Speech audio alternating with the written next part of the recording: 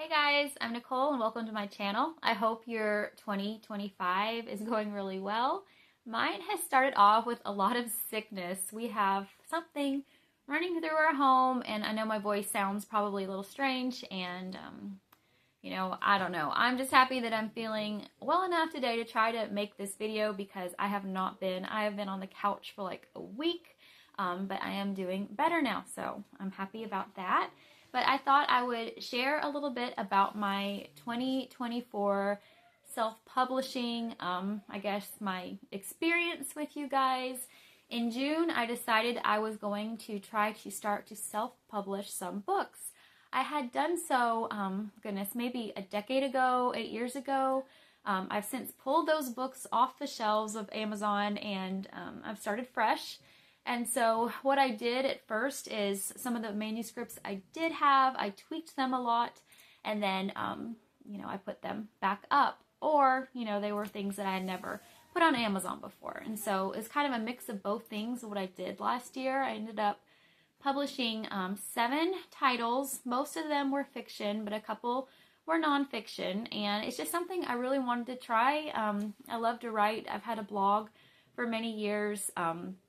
But I've stopped blogging as heavily as I used to. And so I thought that this would be something fun for me to do and to try to see if I could make it work. And so I've made a list, on this little fancy sheet of paper so I could share with you the things I did last year.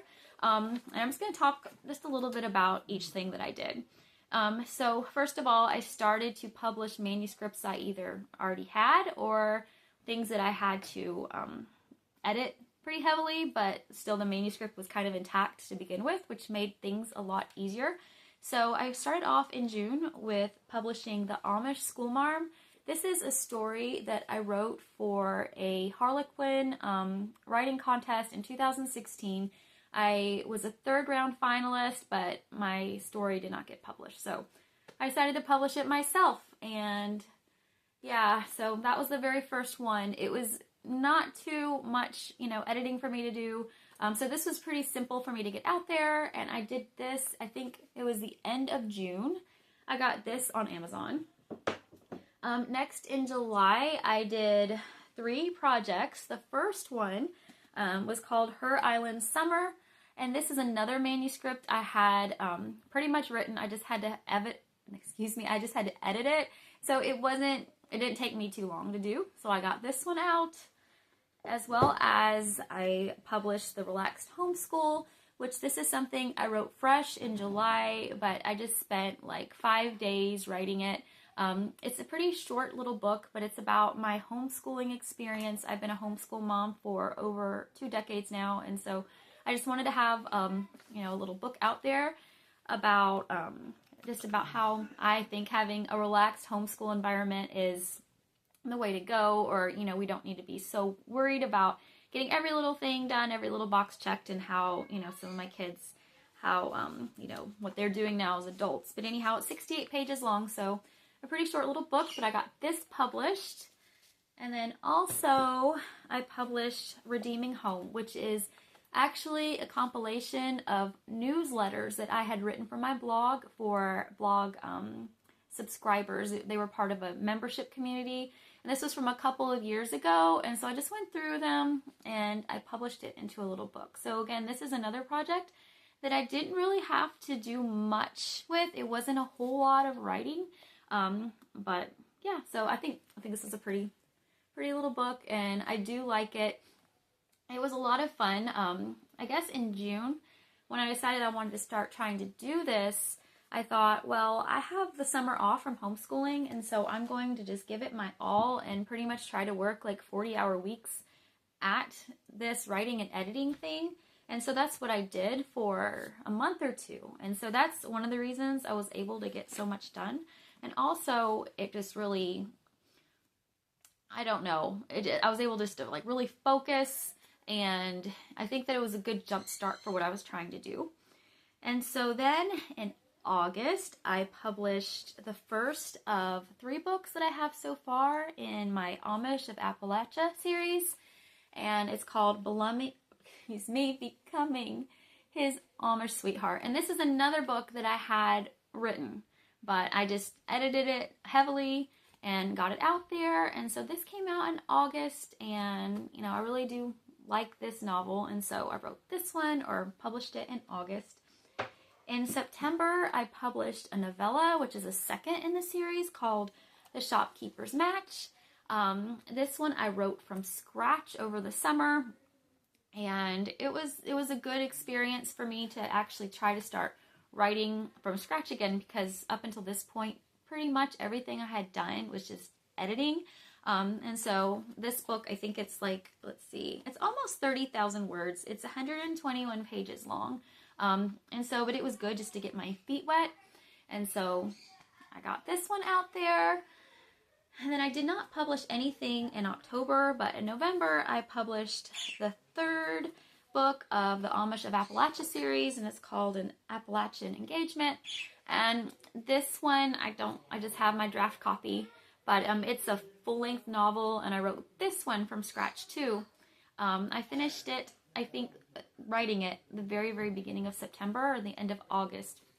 And let me tell you, by the time my summer was over, I was so tired of writing and editing and doing all the things. I kind of burned myself out because I was just trying to fit so much in, and it was all fresh and new because it's not something that I normally do to that level, I guess you could say, to that extent. And so I kind of like was burned out, and then after that I took a couple of months off where I didn't really write much at all, and then I started getting back into it in December.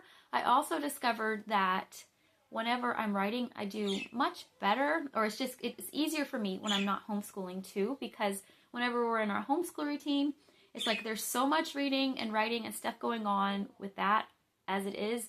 If I add in trying to write myself, as well, it's just like, it's just a lot. And so in December, we took a break for Christmas holidays, and I was able to pick back up my writing routine then. And then I've continued it now into January, but at a much slower pace. I only write for like at the max 2 hours a day, if that. And so I'm just trying to, though, keep the momentum going. So I've been doing that. Sorry, my parakeets were being loud, so I went and had a little word with them, and so hopefully now they'll be quiet. But anyhow, and so in December I did speed up my writing again, or I started spending more time writing again, and then in January I've continued. And so there's a few things that are kind of funny about everything I've done. First of all, is expectations. I don't know, I kind of went into this not knowing what to expect and kind of hoping certain results, but that really didn't happen, which is it's understandable. And I'm brand new at this. I guess now it's been about 6 months or so since I started doing this. And so it's just all like a trial and error. And I'm trying to tell myself, this year, the first 2 years really are just a time to really grow and to try to keep getting products out there and writing more books. And so that's what I've been trying to do, which is good. One of the big mistakes I made, was kind of funny, is for releasing an Appalachian Engagement, I set the release date to voting day, the presidential election day, and I don't even know what I was thinking. I set the date like a couple months in advance, and I didn't put two and two together. And so by the time it got closer to that release date, I was like, nobody's going to want to buy a book or read on that day. I mean, most people are busy thinking about other things. And so I didn't even really push that release at all. And then in November also, I was very busy with my Etsy shop, Joyfully Made Hair Bows, with, I guess, Christmas orders. And so in November, I didn't write a thing.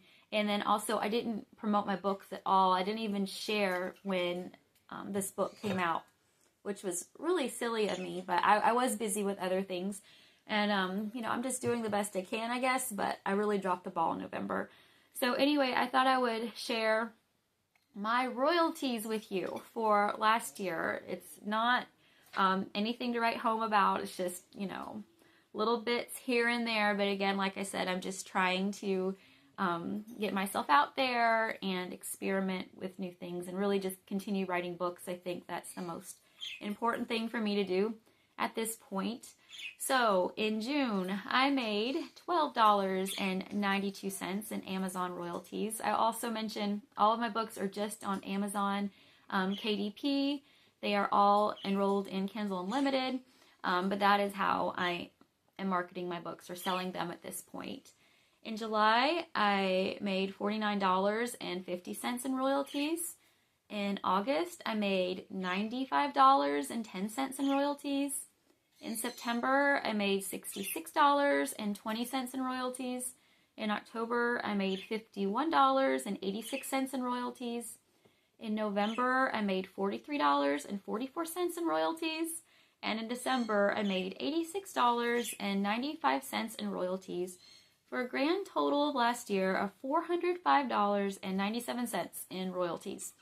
So yeah, that's what I made. That's what I'm doing. I've already made some changes for this year. I've done some more advertising, and I'm very happy to say that right now I believe it is January 15th while I'm filming this, and I've already made almost $170 in royalties. So for this month. So this month is going better, and I'm really excited about that. I'm excited to see, what's to come next. Hopefully, good things. I have lots of plans in the works. I've got, I've got several books already set for pre-order for this year. I'll probably make another video sharing all about that at some point. But anyhow, I hope if you are interested in writing books as an indie author or enrolling in Amazon KDP, this may be answered maybe a few of your questions. Like I said, going into it, I didn't really know what to expect, and I was hopeful for maybe a little more income than I'm getting at this point. But like I said, it's just all a learning experience, and we'll see how it goes. So thank you guys for watching today, and I'll talk to you soon.